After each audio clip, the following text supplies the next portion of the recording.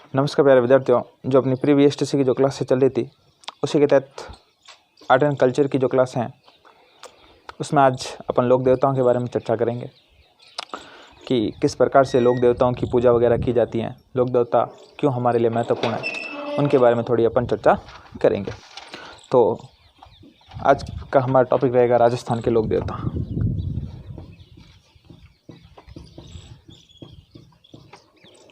राजस्थान के लोक देवता। लोक देवता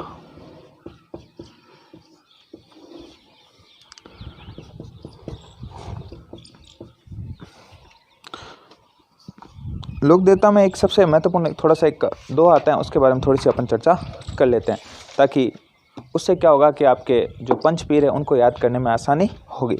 तो सबसे पहला आता है पाबू हड़बू। पाबू हड़बू, ठीक है ना। पाबू हड़बू, रामदेव, मांगलिया, मेहा। रामदेव,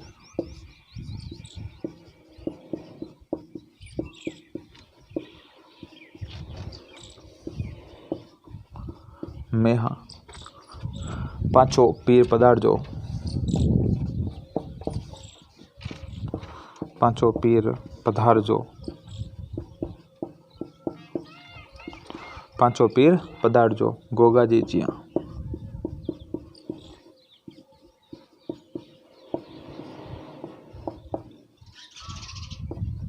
ठीक है ना। पाबू जी, हड़बू जी, रामदेव जी, मांगलिया जी, मेहा जी, ठीक है ना, और आपके गोगा जी, ये सारे किसके अंदर आते हैं? आपके पंचपीरों के अंदर शामिल किए जाते हैं। पंचपीरों के अंदर अपन जो पहले पीर के बारे में चर्चा करेंगे वो आपके आते हैं पाबू जी, ठीक है ना। तो पाबू जी के बारे में अपन जानेंगे। तो अपनी जो नेक्स्ट हेडिंग रहेगी वो रहेगी आपके पाबू जी। तो देखना आप लोग कि पाबू जी का जो जन्म कहाँ हुआ था वो देखेंगे। एक तो अपन पाबू जी जन्म,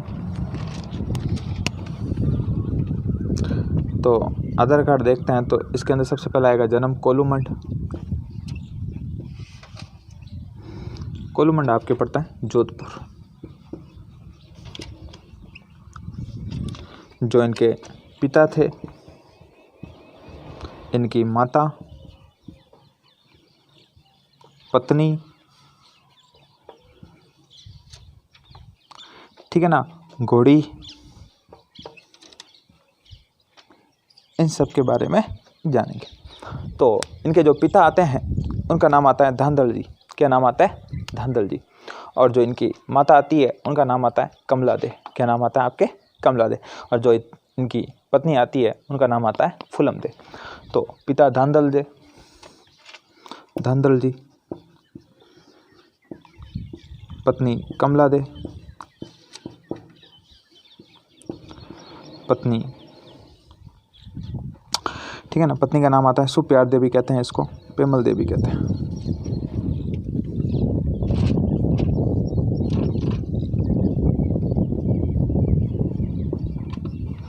घोड़ी आती है वो आती है आपके केसर काल में। ये घोड़ी आती है आपके देवल चाड़ने की। किसकी आती है? देवल चाड़ने।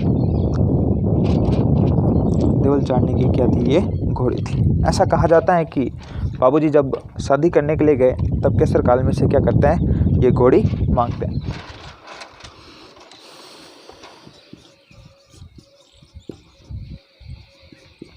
फुलम देकर, ठीक है ना। तो केसर काल में से क्या मांगते हैं? घोड़ी मांगते हैं। केसर काल में कहती हैं घोड़ी तो मैं दे दूंगी, लेकिन आपको ये वादा करना पड़ेगा, ये मेरी गायों की क्या करनी पड़ेगी? आपको रक्षा करनी पड़ेगी। बाबूजी इनका बिल्कुल कर देंगे, टेंशन लेने की क्या बात है, अपन तैयार है। तो इनके एक शादी करने के लिए जाते हैं, उससे पहले अपन थोड़े इनके सहयोगियों के बारे में भी बात कर लेते हैं। तो इनके सहयोगी आते हैं आपके चांदा और डमा। सहयोगी चांदा, डमा, ये क्या थे? इनके प्रमुख सहयोगी थे, ठीक है ना, कि इनके आपके बाबूजी के, ठीक है ना। ऐसा कहा जाता है कि जो इनका मेला भरा जाता है वो भरता है आपके चैत्र अमावस्या में। कब भरता है? चैत्र अमावस्या में। तो लिख लेना आप मेला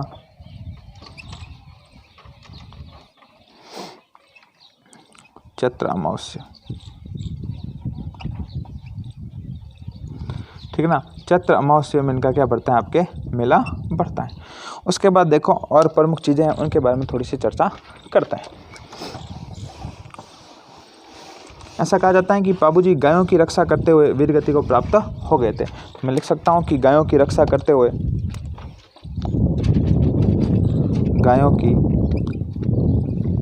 रक्षा के लिए, रक्षा हेतु बाबूजी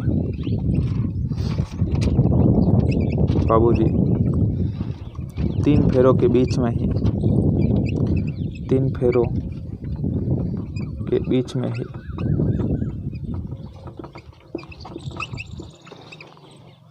चले जाते हैं।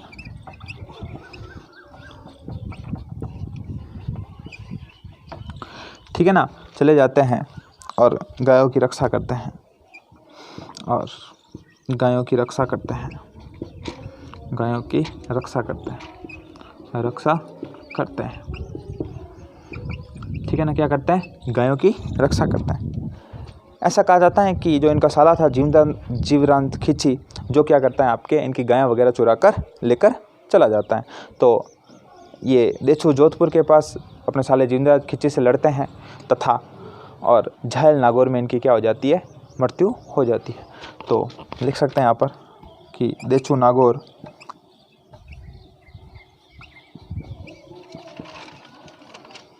देचू जोधपुर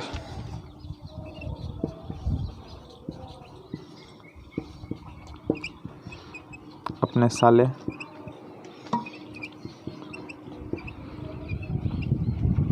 जिंदराज खिची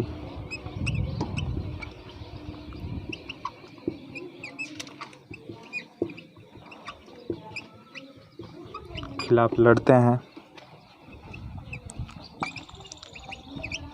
व जायल नागौर में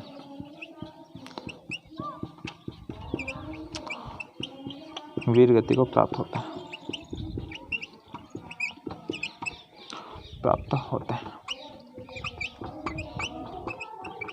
ठीक है ना, वीर गति को प्राप्त हो जाते हैं। ठीक है ना। बाबूजी को लक्ष्मण का अवतार माना जाता है और साथ साथ में इसको बाबूजी को प्लेग रक्षक देवता के रूप में भी पूजा जाता है। तो अपन बात करेंगे कि बाबूजी को किसका अवतार माना जाता है, उसके बारे में भी चर्चा करेंगे। और तो उसके बाद देखो इनको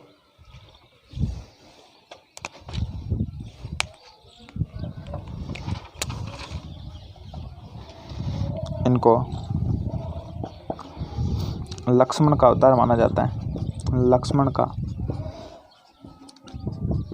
अवतार माना जाता है।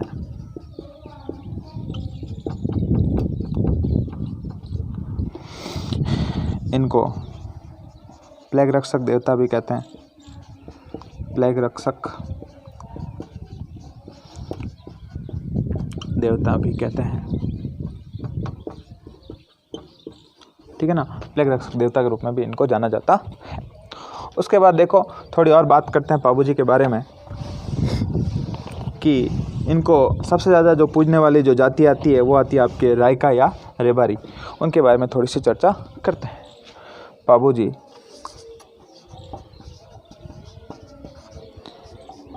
रायका, रेबारी, देवासी जाति के लोग इनको अधिक पूजते हैं, अधिक पूजते हैं।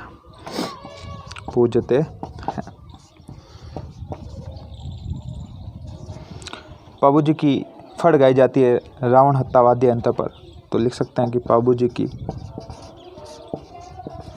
फड़ गाई जाती है रावण हत्या वाद्य यंत्र पर। ठीक है ना, जो बाबूजी की फड़ है वो कौन से वाद्य यंत्र पर, रावण हत्या वाद्य यंत्र पर बाजी जाती है। ठीक है ना, कौन बाजता है, तो नायक या आयड़ भोपा। तो लिख सकते हैं वाद्य यंत्र पर नायक या आयड़ भोपा, भोपे के द्वारा। और ऐसे कहा जाता है कि बाबूजी के पवाड़े गाए जाते हैं ठीक है ना। क्या गाए जाते हैं? पवाड़े मठ नामक वाद्य यंत्र पर। लिख सकते हैं अपन कि बाबूजी के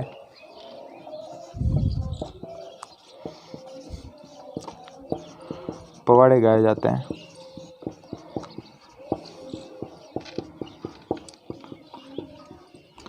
मठ नामक वाद्य यंत्र पर। ठीक है ना। माठ माटे के जैसा आता है, उसके ऊपर क्या गाए जाते हैं? इनके वाद्य यंत्र पर इनके पवाड़े गाए जाते हैं। पवाड़े कहते हैं वीर पुरुषों की गाथा, जो उसकी प्रशंसा के अंदर गाए जाते हैं, उनको क्या कहा जाता है? उसके पवाड़े कहा जाता है। उसके बाद बाबूजी ने गुजरात में 7 थोरी भाइयों की क्या की थी? रक्षा की थी। तो लिख लो कि बाबूजी ने गुजरात में 7 थोरी भाइयों की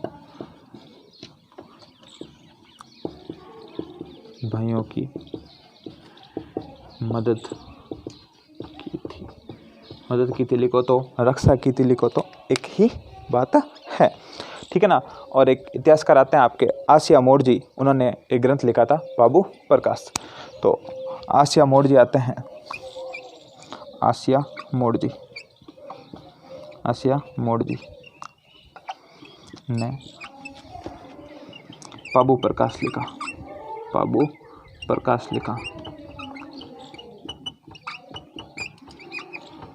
ये होती हैं आपकी प्रमुख बातें बाबूजी की। उसके बाद जो नेक्स्ट लोक देवता आएगा, जो अपने राजस्थान में क्या पूरे लगभग कह सकते हैं कि लगभग भारत में भी प्रसिद्ध है, उनके बारे में चर्चा करेंगे। उनका नाम आता है आपके रामदेव जी। तो नेक्स्ट हेडिंग डालेंगे अपन रामदेव जी तंवर।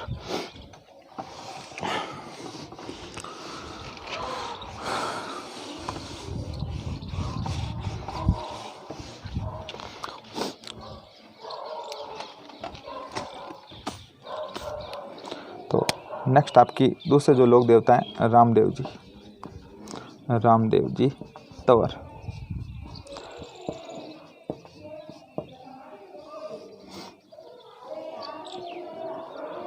अब देखो कि जो रामदेव जी हैं, उनके बारे में थोड़ी सी हम क्या करेंगे? चर्चा करेंगे।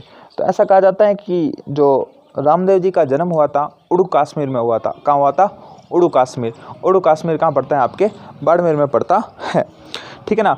जो इनके पिता थे, उनके पिता का नाम था अजमाल जी। क्या नाम था? अजमाल जी याद रख लीजिए, जानो अजमाल जी तो सब। ठीक है नहीं, तो इन हिसाब अजमाल जी याद रख लीजिए। ठीक है नहीं। जो इनकी माता थी, उनका नाम क्या था? मेणा दे। क्या नाम था? मेणा दे। और जो इनकी पत्नी थी वो क्या थी? नैथल दे। ठीक है ना। तो रामदेव जी का गीत यदि आपको याद है तो इनके माता पिता वगैरह सारे आपको याद हो जाएंगे। ठीक है ना। कि खम्मा खम्मा वो हमारे रणु चेरा धनिया, अजमाल जीरा कंवरा, माता मैणारा, जो भी है वो गीत आता है पूरा आपको पता ही होगा। ठीक है ना। उसके हिसाब से आप देख लेना। और देखो रामदेव जी के अंदर और क्या क्या बातें आती है, उनके बारे में थोड़ी सी और चर्चा करते हैं कि इनका जो घोड़ा था वो कैसा था। तो इनका घोड़ा था वो कैसा था? लीलो। इनके घोड़ा का क्या कहते हैं? लीलो कहते हैं। तो कहते हैं ना, लीले घोड़ेरा सवार। ठीक है ना। तो इनके घोड़े का नाम कैसा था? लीलो। ठीक है ना। जो इनका जो जागरण वगैरह होता है ना, उस जागरण को जम्मा कहा जाता है। क्या कहा जाता है? जम्मो। ठीक है नहीं। जागरण को क्या कहते हैं? जम्मो कहा जाता है। और देखो रामदेव जी की और क्या बातें आती है कि जो मेघवाल जाति के जो भक्त होते हैं ना, उनको रिख्या कहा जाता है। क्या कहा जाता है? रिख्या कहा जाता है। मेघवाल जाति के जो भक्त वगैरह आते हैं उनको रिख्या कहा जाता है। और जो रामदेव जी का जो पंचरंगी झंडा आता है उसे नेजा कहते हैं। क्या कहते हैं? नेजा। मुझे एक बात समझ में नहीं आती कि नेजा का मतलब झंडा होता है। सभी देवताओं के जो झंडे होते हैं उनको नेजा ही कहा जाता है, लेकिन आरपीएससी ने आपके सवाल पूछ लिया था कि रामदेव जी के झंडे को क्या कहते हैं? तो नेजा कहते हैं। तो आपको भी आंसर क्या मानना है? नेजा कहते हैं। ठीक है ना। रामदेव जी को भगवान विष्णु का अवतार माना जाता है। तो अपन थोड़ी सी लिख लेते हैं इनके बायोडाटा के बारे में कि इनका जन्म स्थान उड़ू कश्मीर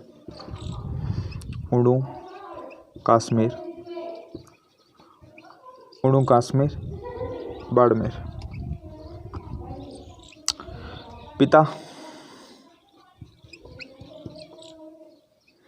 पिता कौन थे? अजमाल जी, अजमाल जी। माता मैना दे।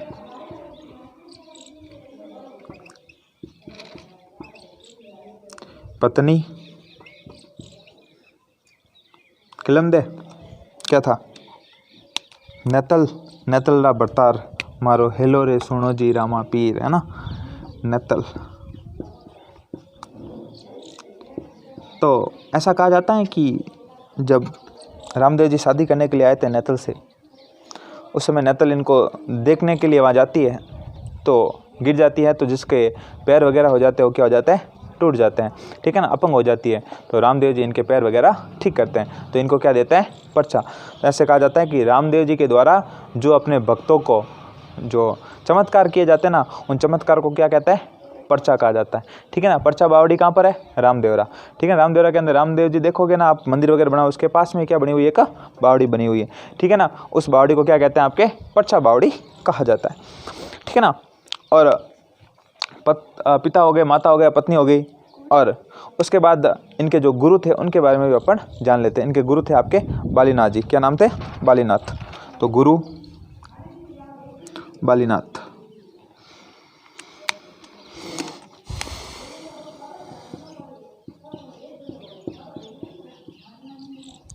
और बालीनाथ जी का ही आपके मंदिर बना हुआ है आपके कहाँ पर? जोधपुर में। कहाँ बना हुआ है? जोधपुर में। जोधपुर में कहाँ बना हुआ है? मसूरिया पहाड़ी पर। कहाँ बना हुआ है?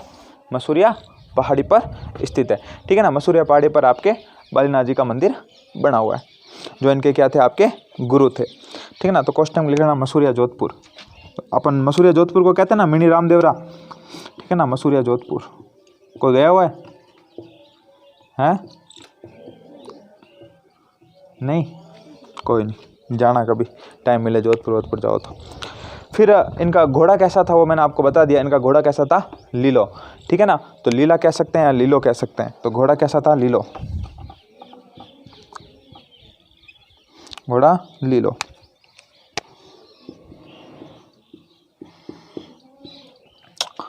ठीक है ना। ये प्रमुख बातें आती हैं आपके किसकी?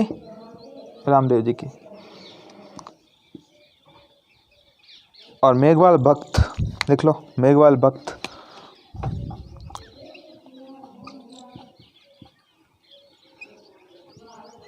क्या कहलाते हैं? रिखिया। क्या कहलाते हैं? रिखिया कहलाते हैं,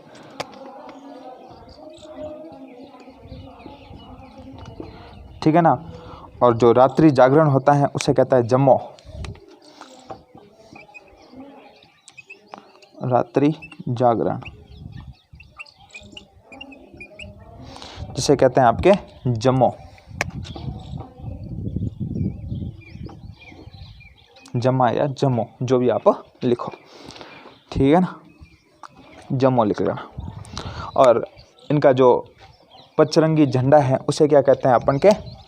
नेजा। तो इनके झंडे को झंडा नेजा क्या कहलाता है? नेजा। ये प्रमुख रामदेव जी की थोड़ी थोड़ी आपकी इंपॉर्टेंट बातें आती हैं। काफ़ी बार इससे ही डायरेक्ट सवाल पूछ लिया जाता है, ठीक है ना। उसके बाद देखो आगे अपन चर्चा करते हैं। इनको भगवान विष्णु का अवतार माना जाता है। तो मैं यहाँ लिख सकता हूँ कि इनको भगवान विष्णु का अवतार माना जाता है। इनको भगवान विष्णु का अवतार माना जाता है, अवतार माना जाता है, माना जाता। और देखो इंपॉर्टेंट बातें क्या क्या आती हैं कि इनको भगवान विष्णु का क्या माना जाता है? आपके अवतार माना जाता है। और जो इनका पर्चा जो चमत्कार होता है उनको क्या कहते हैं? पर्चा कहते हैं। तो लिख सकते हैं कि देवताओं का चमत्कार, देवताओं का चमत्कार, चमत्कार पर्चा, पर्चा कहलाता है, ठीक है ना। तो रामदेव जी ने भी बहुत सारे क्या दिए थे? आपके पर्चे दिए था, ठीक है ना। पर्चा बावड़ी कहाँ है? रामदेवरा। लिख लेना नीचे, पर्चा बावड़ी,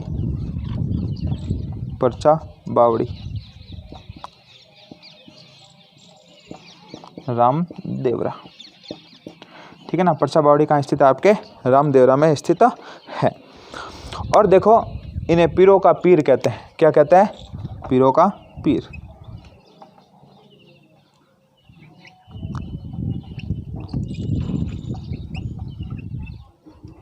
आता है ना कि थाने तो धावे आको मारवाड़ो, आको गुजरात, ठीक है ना। तो सारे लोग इनको क्या करते हैं, मतलब पूजा वगैरह करते हैं। हिंदू भी करते हैं और मुसलमान भी करते हैं। मुसलमान इनको किस नाम से जानते हैं? पीर नाम से जानते हैं। तो रामसा पीर क्या कहते हैं? रामसा पीर। तो पीर का मतलब होता है मुसलमान, तो मुसलमान लोग इनको पीर के नाम से जानते हैं। एकमात्र ऐसे लोक देवता जो साथ साथ में क्या थे? आपके कवि भी थे, ठीक है ना। तो ये प्रमुख चीज़ें आती हैं आपके रामदेव जी की।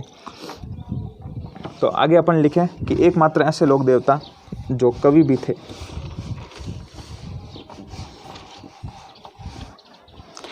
एकमात्र ऐसे लोक देवता, एकमात्र ऐसे लोक देवता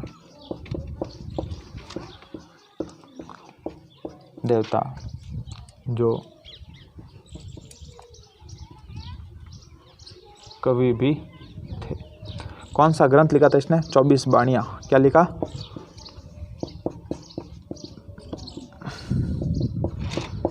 बाणियां ग्रंथ लिखा था।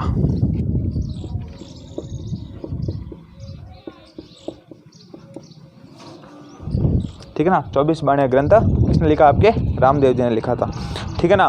इनकी समाधि आपके कहाँ बनी हुई है? जैसलमेर में, पोखरण जैसलमेर के अंदर। तो लिख सकते हैं कि समाधि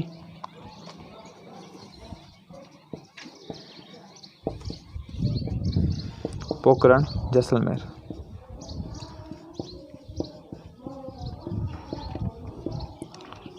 ठीक है ना। पोखरण जैसलमेर के अंदर इनकी क्या बनी हुई है? समाधि बनी हुई है।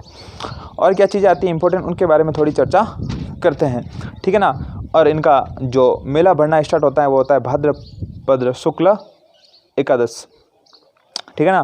भाद्रपद शुक्ल एकादश मतलब भाद्रपद द्वितीया से लगाकर एकादश तक इनका मेला बढ़ता है। लिख सकता हूँ यहाँ पर कि भाद्रपद शुक्ल द्वितीया से लगाकर बाबारी बीज केवा ने आपा से लगाकर भाद्रपद शुक्ल एकादशी तक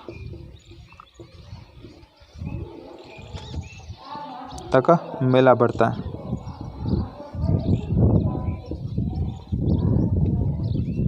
ठीक है ना। क्या बढ़ता है? इनका मेला बढ़ता है, ठीक है ना। रामदेव जी ने एक पंथ की स्थापना की थी, उस पंथ का नाम आता है कामड़िया पंथ। कौन सा पंथ आता है? कामड़िया पंथ। लिख लेना कि रामदेव जी ने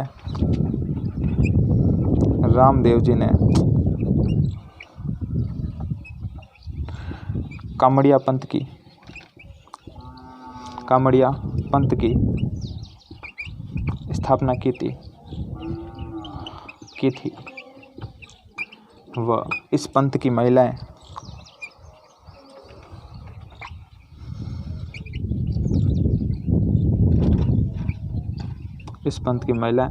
तेरह ताली नृत्य करती है। नाम होने वाला है, तेरह ताली नृत्य करती है। कभी राजस्थान आर्ट एंड कल्चर की किताबों पढ़ो जाने, गवर्नमेंट तो देवे पढ़ने वास्ते, ठीक है नहीं, तो इनमें आया करे, ठीक है ना। तेरह ताली नृत्य करती है।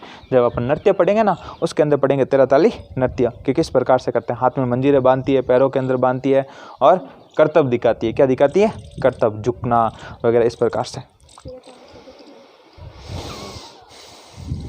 ठीक है ना। और देखो रामदेव जी ने समाज सुधारक का काम किया था। क्या किया था? आपके समाज सुधारक का काम किया था। लिख सकता हूं मैं यहाँ पर कि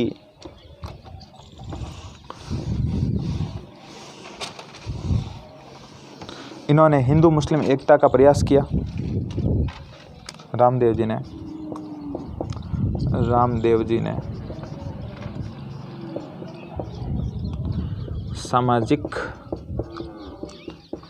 भेदभाव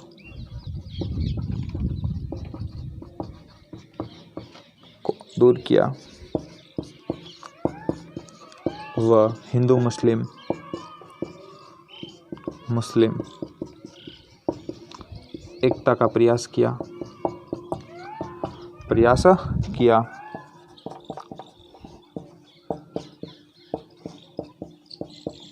ठीक है ना। तो हम कह सकते हैं कि रामदेव जी कैसे देवता थे? समाज सुधारक देवता थे। तो अतः हम कह सकते हैं कि रामदेव जी